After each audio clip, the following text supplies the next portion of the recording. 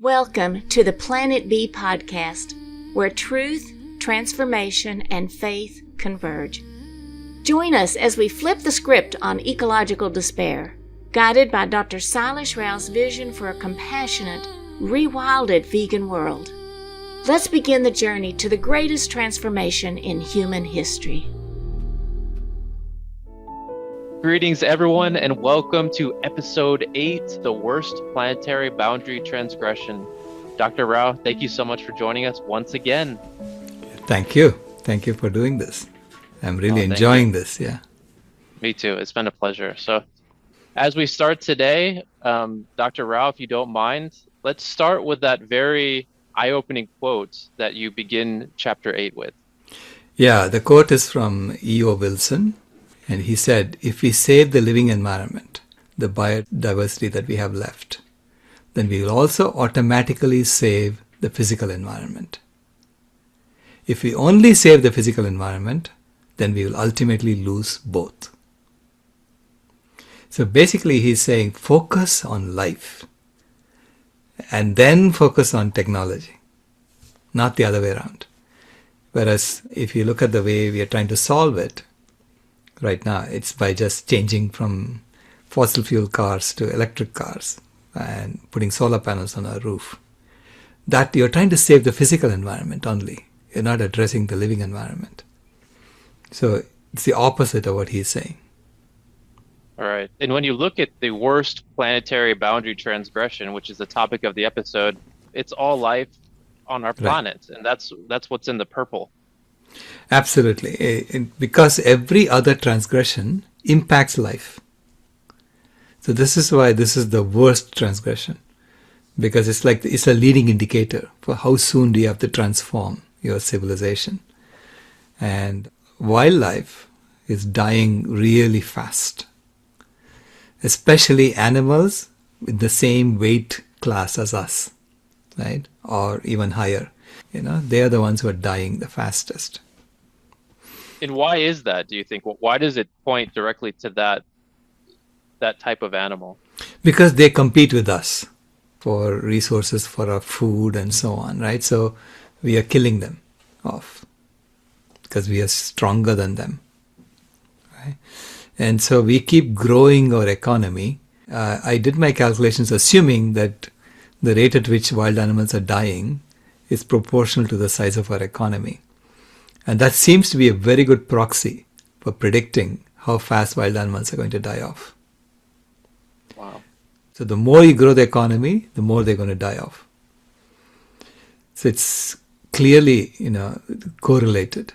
So when we go into this specific planetary boundary transgression, what is the overall impact that it's having on our planet? It's basically destabilizing the life support systems of the planet, because animals are part of nature. The life support systems are not just the food that we eat, it's also the oxygen that we breathe, the clean water that we drink, and so on. All those things are being impacted, right? So the food that we eat is getting contaminated. Not only our food, but all the animals' food is also getting contaminated. The air that we breathe is getting polluted. People are dying of breathing polluted air. In lots of places, they're dying already. And then the water that we drink is contaminated. So as we impact the life support systems like this, eventually life cannot continue anymore. And the whole thing collapses. Right. Because if trees are not able to filter the water anymore, what are they going to do? They're going to just literally die. See, if trees die, then oxygen stops getting produced. Then you cannot breathe oxygen and you die because of that. Not only trees, but also the ocean is producing oxygen. And there again, we are impacting, right, the life support systems. So the worst planetary boundary transgression in the chapter, I talk about biodiversity loss, but there are two of them that have been rated in the purple zone. So it's biosphere integrity and chemical pollution, according to the 2025 Planetary Health Check report, which came out after my book got published. Okay, so in 2025 they said there were 7 planetary boundary transgressions, not 6. So they added ocean acidification as a planetary boundary transgression. And they also rated these two as purple: chemical pollution and biosphere integrity. All right. So in chapter 8, you share data from the World Wildlife Fund and highlight how their report released every 2 years is basically reporting what's 4 years ago. Right. Yeah. So essentially, when we get these reports, the numbers are much lower than they probably actually are at the time that we received the report. Correct. Yeah. So you have to extrapolate for at least another 4 years to see where we are today. Right. So in 2014, the report said that between 1970 and 2010, we wiped out 52% of all the wild animals on the planet. And that's a survey of over 3,000 or 4,000 species, different kinds of species. And they add up the total weight of the species. And that's how they come up with the number, this one single number. Now, that number, between 10,000 years ago and 1970, we had already wiped out 60% of the wild animals on the planet. So this 52% is on top of the 60%. Wow. Okay. So which means 52% of the remaining 40% that was there, that we wiped out. Which means what is left is really, we have wiped out then more than 80% for all the wild animals that lived 10,000 years ago, as of 2010. That's shocking. Right? As of 2010. And that report came out in 2014. And then in 2016, they said 52% became 58% by 2012. So it went from 52% to 58% in 2 years. So which means that we are on track to hit 100% by 2026. That's what I calculated. This is why 2026 became this magic year that I wanted to get the world to go vegan by, right? And even then you could say, why wait till 2026? You should have done it right then. As soon as we discovered, right, we should be doing it. Of course, it takes time for us to digest the data and understand what's really going on. But if you don't do it by 2026, we have no business pretending to be an intelligent species. I don't want to hear about human supremacism anymore. That's what I'm saying. I don't want to hear about that at all, because you've established that you're not only are we lacking in intelligence, we are probably less intelligent than the least intelligent of all the other species. Okay, so let's start. To me, it's just the exact opposite is what we are showing. We're pretending to be the superior species, and we are doing the exact opposite of what an intelligent species would do. And what is that to you, Dr. Rao? How would you define an intelligent species? An intelligent species understands how to adapt to changing environmental circumstances. That's the first sign of intelligence, right? You know how to live. If you don't know how to live, you're going to be wiped out. That's quite simple. Right? And I see mice know better to do that than human beings. They all know how to adapt. We haven't adapted yet. We haven't even understood our own data.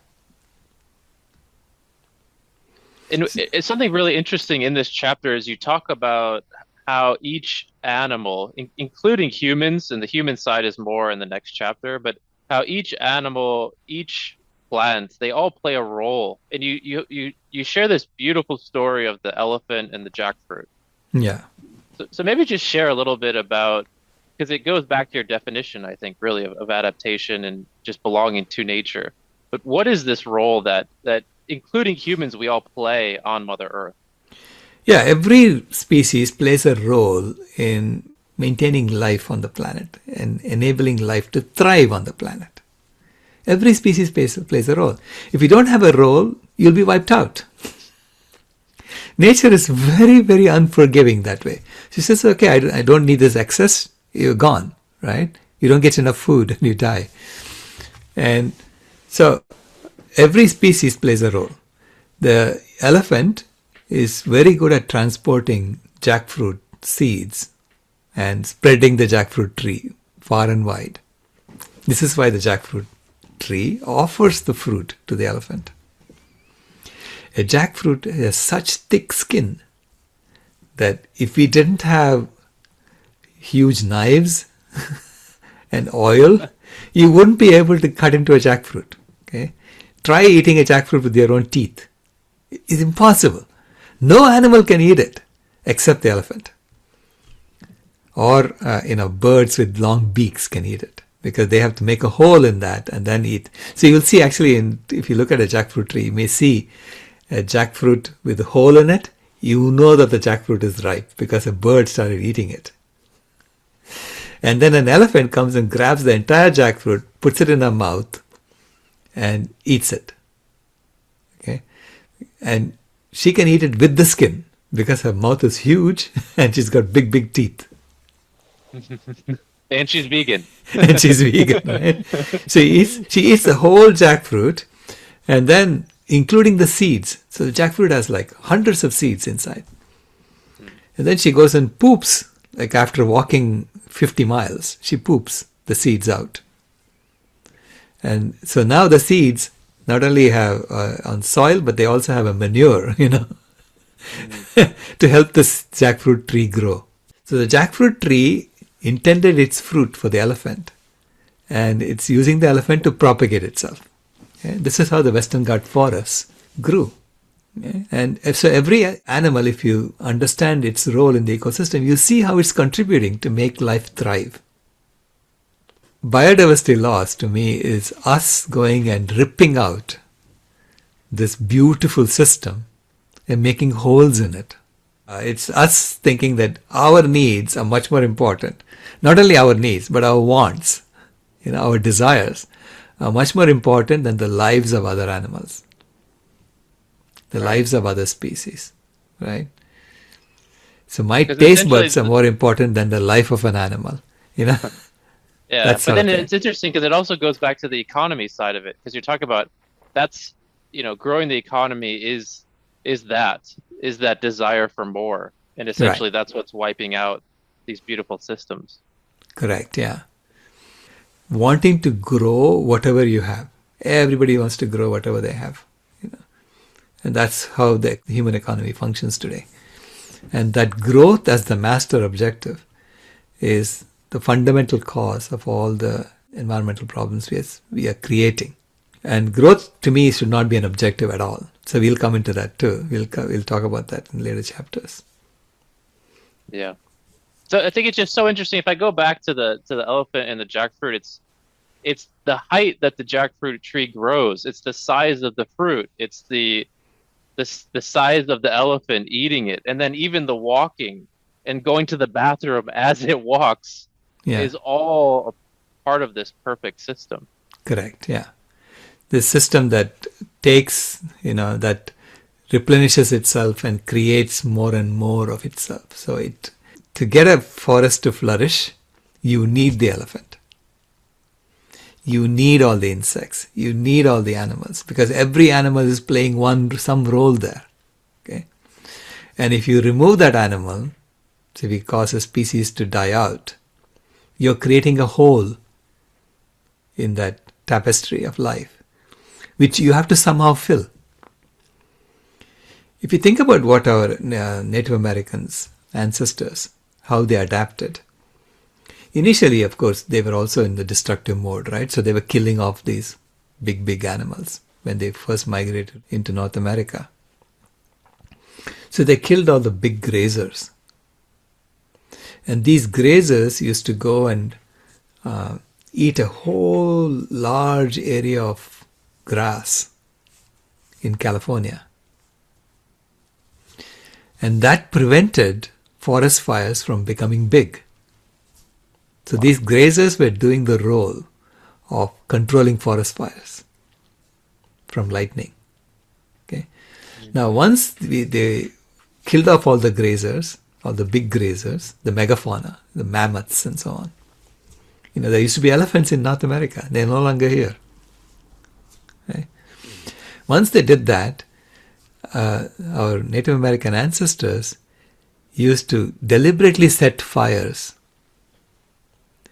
to prevent lightning from creating large wildfires. They used to deliberately set fires over a certain area as if the megafauna had come and eaten that area. Yeah. They tried to replace it. Yeah, they had to mimic what the animals were doing. Okay. Now, they didn't do too much of this destruction. Then they started adapting and they started living in harmony with nature. Okay, way back. We still, the Western civilization still hasn't gotten to that point yet. But we have created so many little holes that we have to figure out how to fill.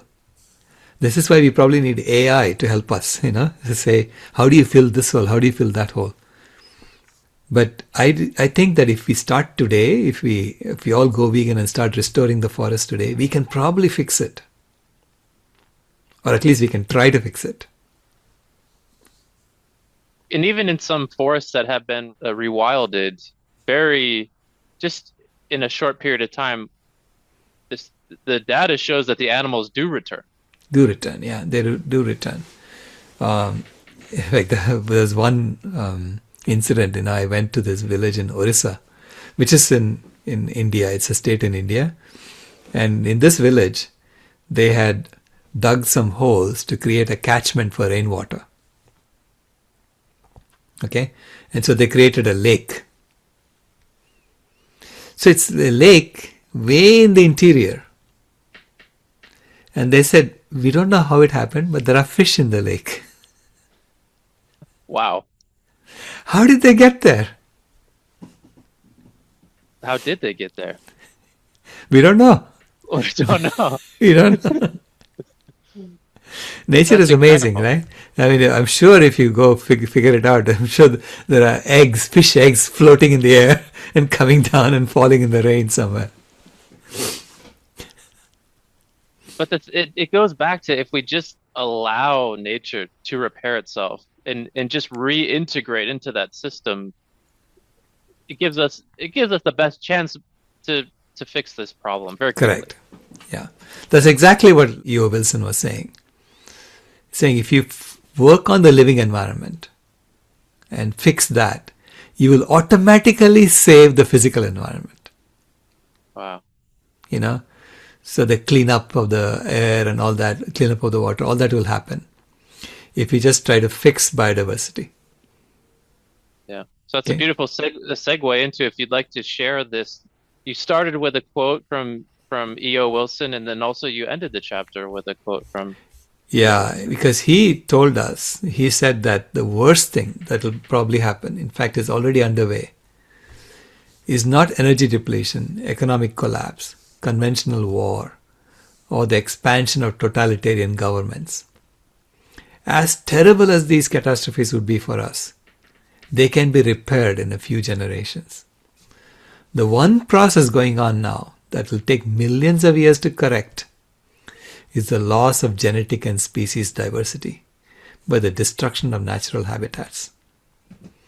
This is the folly our descendants are least likely to forgive us. Strong statement. Yeah, that's what he said before he died. Each one of us are indebted to him for all the work he did. In fact, I think I use his quote again in the next chapter too. As we kind of complete chapter 8, what is the solution for this biospheric integrity red alert that we currently face? The number one thing we can do to address this is to go vegan as quickly as possible. Okay? It's a systems issue. You have to basically figure out what is the one thing you could do that would return land back to nature, that would return the ocean back to nature. If I were to wave a magic wand and make the world go vegan overnight and eliminate the entire animal agriculture industry,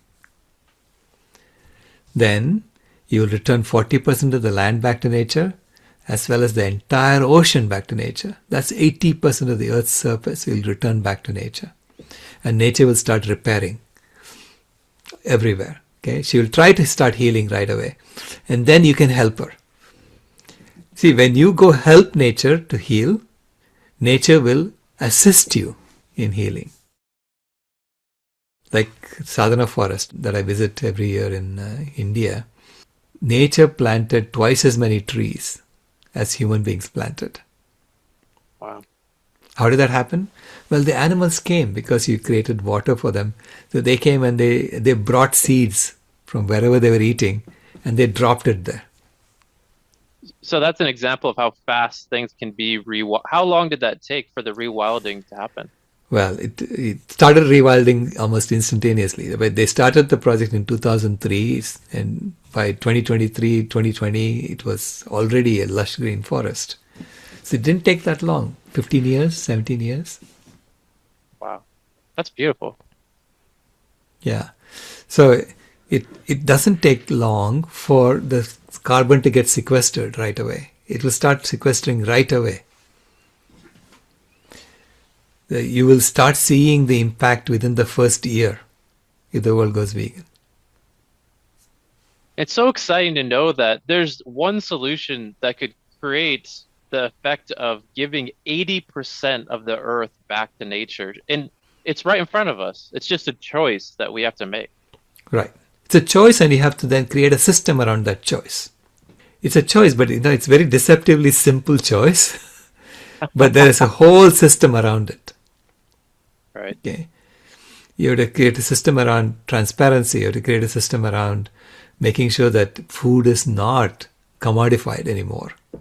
Food has to become a sacred relationship between human societies and between humans and the earth. It's not a commodity. It's not used for class warfare. It's not used as for making profit for people. Right? So we have to have a much more of a sacred relationship with nature as opposed to an extractive relationship.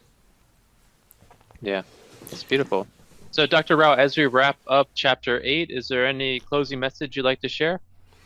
Yeah, I mean, what I see, is that this solution is not only going to solve our environmental problems, it also makes us happier. It makes us true to our nature, because fundamentally we are all animal lovers. All of us love animals. We see them as valuable co-pilots of planet Earth, of spaceship Earth. Yeah. And we That's so need beautiful. them. Yeah. Yeah. Well, thank you so much, Dr. Rao. So next episode 9 is chapter 9, Nature, the Perfect System Design. So we hope people join us for our next episode. And thank you so much, Dr. Rao, for your time. This has been a podcast from Planet B, where the cows have personalities and opinions. If you haven't moved here yet, we thank you for visiting.